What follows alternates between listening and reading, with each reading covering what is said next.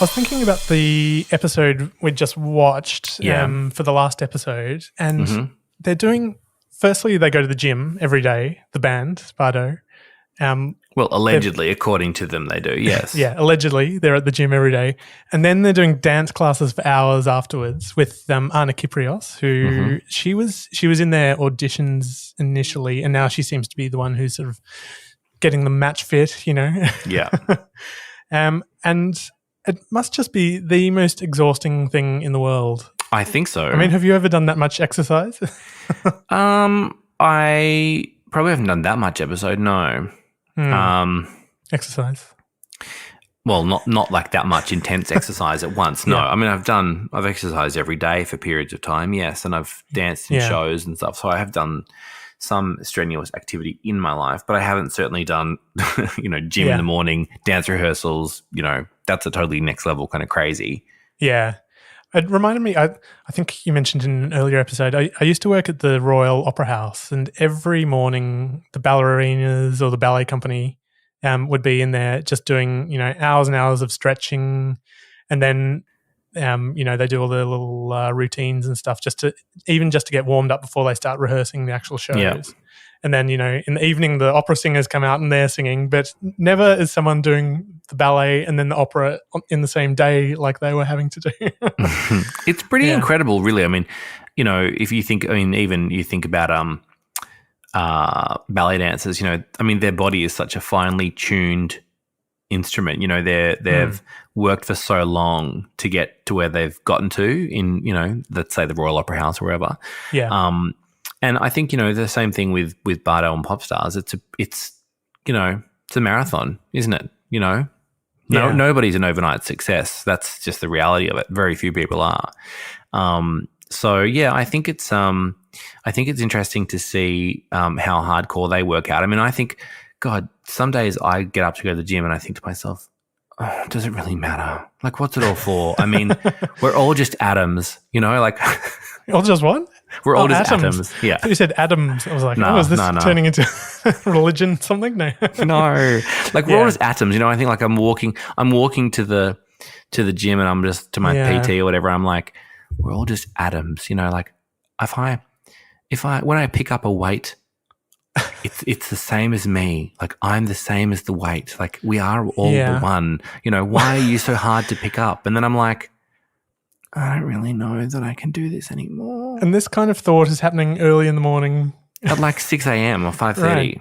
Oh, geez. I think you need to get a better coffee routine rather than a better gym routine. No, I actually love it. I actually truly, truly love it. Initially, it was really hard, and I actually do like exercising in the mornings. I like a 5:30, 6:30 sort of thing, and I hate working out with people. I can't even tell you how hideous I find group exercise. I can't abide it. I just think it is why anybody would subject themselves to that. I can't for the life of me imagine.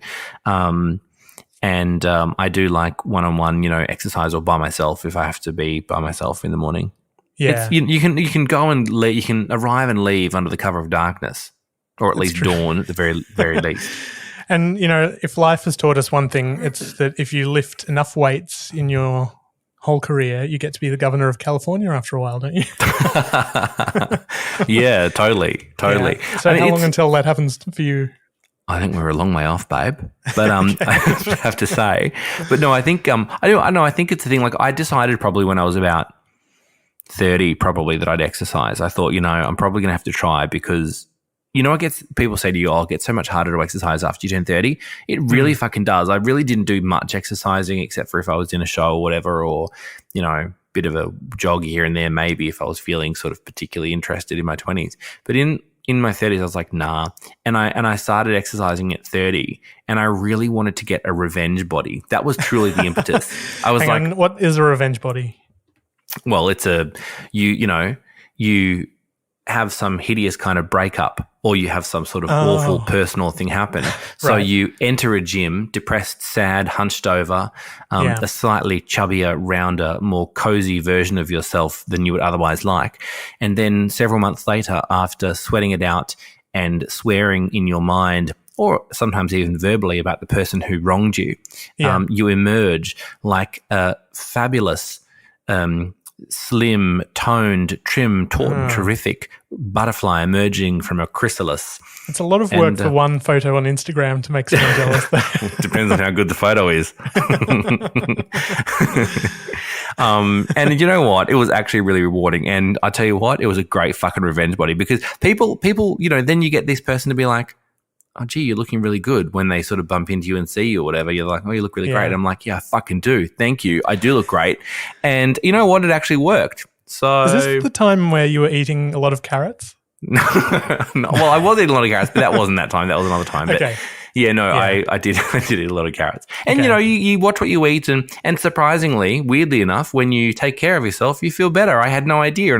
And sometimes now when I falter, I think, I just got to get back to that. I feel better when I take care of myself. And I'm not a fitness I'm really not a fitness person, like in terms of I'm not going to sit here and tell people to exercise and, you do you and you live your life and whatever. But I can tell you that definitely I was a naysayer and somebody who really hated it. And there are days where I still really hate it.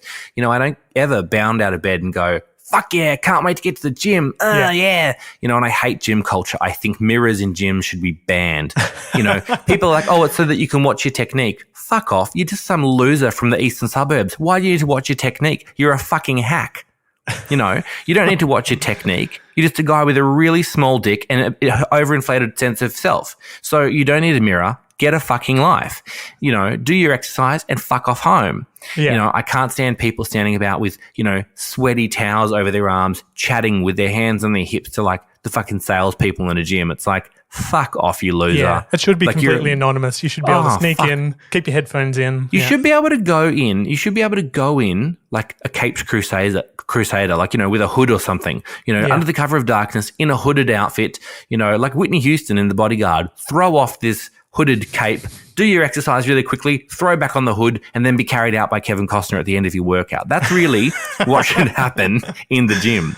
Yeah. And I can't stand gym culture and bro culture. Bro culture in general fucks me off. That's the worst part about the gym. Oh, it's the worst. Those guys who they all like stand around chatting to each other and like smelling of. Oh, they all say things like they all call you bro. I remember I worked in a gym for a few months, and one of the guys that worked there actually asked me he was building, he was trying to be a bodybuilder, and he actually, one day I was at my little desk and he said, oh, Alexander, and I turned around and he had pulled the back of his pants down and half his cheek was hanging out. Yeah. And he had a little syringe and he said, stick me with this. And I was like, sorry? You can imagine me, right? I was like, sorry? And he's like, jab this into my ass. And I'm like, no, like, what is this? He's like, yeah, it's fine. It helps me. And I'm like, are they steroids? Like, no, I'm not stabbing you in the butt with like an injection in the office. This is weird. Pull your pants up. But it was so fucking strange. He was really nice, but a complete dumbass. I mean, he had about 3 brain cells to rub together to hold a conversation. Yeah. But that's my kind of memory of those bro culture kind of people. And, like all the little short men that call themselves power packs. I'm a power pack. Little short men that get muscly. Why are you engaging with these people in the gym? Because I don't engage them with them in the gym, babe. I engage with them in other places. Wink, wink, nudge, nudge. And then they tell me about their dumb, boring stuff in the gym, so I never fucking see them again. Right. But they're like, oh, I'm a power pack. And I'll be like, I don't really care. Shut up. Like, what do you do with that information? Oh, how many volts? Yeah. Yeah. You're not here for your conversation. Shut up. Oh, well. I'm glad we have these little episodes. So just to give you a chance to vent. I love how every one of these, you get much more than you bargained for. There's always some fucked off weird story that comes out. I was not expecting any trousers down on today's episode. So, yeah. To be honest, I wasn't either. And now I'm thinking to myself, oh, well, I've said that now publicly. So whatever it is. I didn't do it, so it doesn't matter.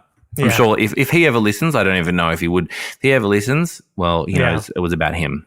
Yeah, exactly. And, he might even be proud and he's not identifiable. So, it's happening now. You know what? And this guy too, he was one of those guys with a really thick neck and he was clearly a bit of a chunky guy to begin with. So he hadn't really lost weight or, shredded, as they say, before he started this bodybuilding thing. So he was kind of like building muscle under fat.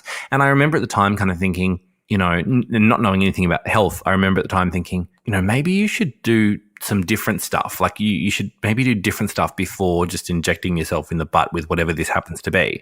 Yeah. I don't know. It was very, very strange. The whole thing's very strange. lose the weight and then do the steroids afterwards. Yeah, I think that might be a better way to go. If that's our health tip for today.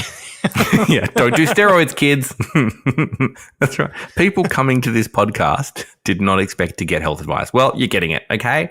Yeah. Don't do steroids. I'm guessing they're bad for you. I don't have a medical degree, but I'm pretty sure they're not good for you. I don't think we can get any better than that. So, So either. I think we're done. We've squeezed the juice out of today's topics. So. We're tapped out, bro. Yeah.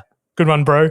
Good one, Broseph. We've got all those things we plug at the end of an episode. So we do, which follow are... thing and click on the thing. What is That's it? right. Follow us on Instagram at Fruity Alexia Podcast and click the link in this bio or this blurb and go and donate and give us some money. Why? Yeah. Because the more money you give us, the more steroids we'll be able to buy. Yeah, exactly. I don't even know where to get them. Me neither, but I'm sure there are people listening who could let us know if we wanted them. Yeah, DM us. DM. No, don't DM us. Okay. You are talking to the wrong people. We're the last people on earth who want steroids. I know. All right. Well, I'll see you later. Bye. Bye.